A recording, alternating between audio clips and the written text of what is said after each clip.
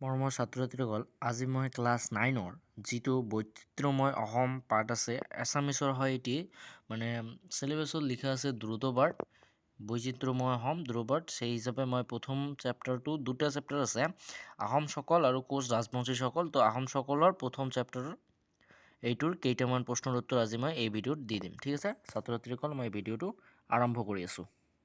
তো তোমালোকৰ first answer আছে, কুৱেশ্যন প্ৰশ্নাৱলী। আহোমসকল আদিতে কোন জাতিৰ লোক আছিল? আহোমসকল আদিতে টাই জাতিৰ লোক আছিল। এইবিলাক শ্বৰ্ট কুৱেশ্যন, বৈচিত্ৰ্যময় অসমৰ শ্বৰ্ট কুৱেশ্যন একেবাৰে সব পঢ়িবা, কাৰণ ইয়াৰ গ্যাৰাণ্টি নাই, গ্যাৰাণ্টি বেছি নাই কোনটো দিয়ে আৰু কোনটো নিদিয়ে। তাৰপিছত আছে, আহোমসকলৰ আদি বাসস্থান ক'ত আছিল? আহোমসকলৰ আদি বাসস্থান চীন দেশৰ দক্ষিণ পশ্চিম অঞ্চলৰ বৰ্তমান ইউনান প্ৰদেশৰ মুংমাও ৰাজ্যত আছিল। আহোমসকলে কিমান বছৰ অসমত ৰাজত্ব কৰিছিল? আহোমসকলে প্ৰায় 600 বছৰ অসমত শাসন কৰিছিল। আহোমসকলৰ আদি ভাষা কি আছিল? আহোমসকলৰ আদি ভাষা আছিল টাই ভাষা। আহোমসকলৰ কেইটামান উৎসৱৰ নাম?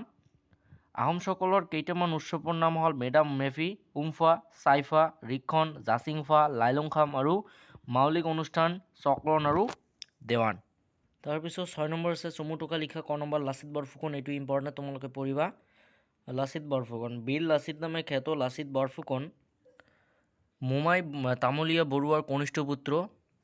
আনুমানিক 1612 খ্ৰীষ্টাব্দত তেওঁৰ জন্ম হৈছিল। দেউতাক ৰাজবিষয়া আছিল বাবে বাল্যকালৰ পৰাই ৰাজঘৰীয়া কাম-কাজৰ সৈতে পৰিচিত হৈ পৰিছিল। ৰজা চক্ৰধৰ সিংহই তেওঁক বৰসেনাপতি আৰু বৰফুকন পদত নিযুক্তি কৰিছিল। 1666 চনত লাচিতৰ নেতৃত্বতে আহোম সৈন্যই মোগল যুদ্ধত পৰাজিত কৰি মোগলক মানা নদীলৈ খেদি পঠিয়ায়। এইটো আহোমে মোগলক পৰাজিত কৰিছিল। মোগল সম্ৰাট ঔৰংগজেবে এই খবৰ পাই ৰজা ৰামসিংহৰ অধীনত বৃহৎ সৈন্যদল এটা অসম জয় কৰিবলৈ পঠিয়ায়।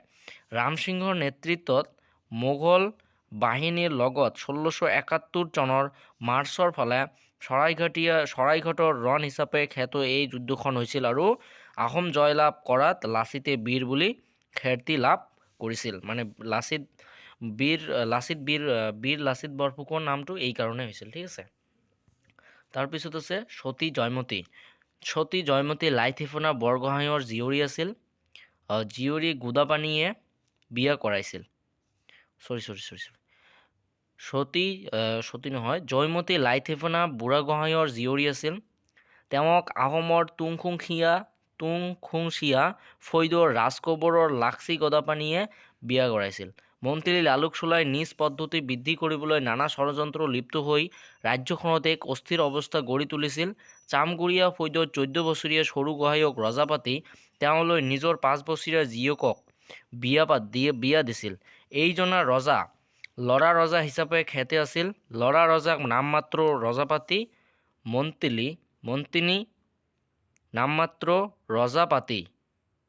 মন্ত্ৰী লালুক চুলাই সকলো ক্ষমতা হস্তক্ষেপ কৰিছিল। লালুক চুলাই আহোম ৰাজকোঁৱৰসকলক হয় ষড়যন্ত্ৰ কৰি বধ কৰিছিল, নতুবা অংগসূত কৰিছিল। অংগসূত কৰাৰ কাৰণটো হ'ল যাতে পৰৱৰ্তী তেওঁলোক আৰু ৰজা হ'বলৈ নোৱাৰে। কাৰণ আগৰ নিয়মটো আছিল, যদি কাৰোবাৰ কিবা খুঁত থাকে তেওঁ ৰজা হ'বলৈ যোগ্য হেৰুৱাইছিল। ঠিক আছে। তাৰপাছত আছে গ নম্বৰ টিঙাইমোহন। অসমীয়া ভাষাক পুনৰ জীৱিত কৰিবলৈ চেষ্টা কৰা অগ্ৰণী লোক আছিল টিঙাইমোহন। 1715 খ্ৰীষ্টাব্দত টিঙাইমোহনৰ চৰাইদেউত জন্ম হয়। তেওঁৰ সময়ছোৱাত আহোমৰ মাজত অসমীয়া ভাষাই বিস্তৃতি লাভ কৰিছিল। তেওঁ আহোম ভাষাক বিলুপ্তি হোৱাৰ পৰা ৰক্ষা কৰিবলৈ অতি কষ্টৰে আহোম ভাষাৰ এখন অভিধান প্ৰণয়ন কৰিবলৈ লয়।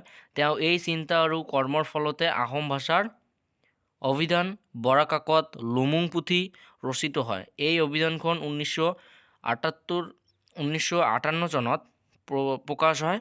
টিঙাইমোহনৰ 1923 চনত মৃত্যু হয়। ঠিক আছে। তো ছাত্ৰ ছাত্ৰীসকল, মই আজিৰ ভিডিঅ'টো ইয়াতে সমাপ্ত কৰিম আৰু কৈ আছোঁ, মোৰ চেনেলটো যদি এতিয়াও ছাবস্ক্ৰাইব কৰি ৰখা নাই তেনেহ'লে এতিয়াই ছাবস্ক্ৰাইব কৰক। মোৰ ভিডিঅ'টো যদি ভাল লাগে এটা লাইক, এটা শ্বেয়াৰ আৰু এটা কমেণ্ট। তোমাৰ লাইক মোৰ বাবে বহুত মূল্যৱান, কমেণ্টটো মোৰ বাবে বহুত মূল্যৱান। ঠিক আছে, আজিৰ ভিডিঅ'টো মই ইয়াতে সমাপ্ত কৰিলোঁ। ধন্যবাদ।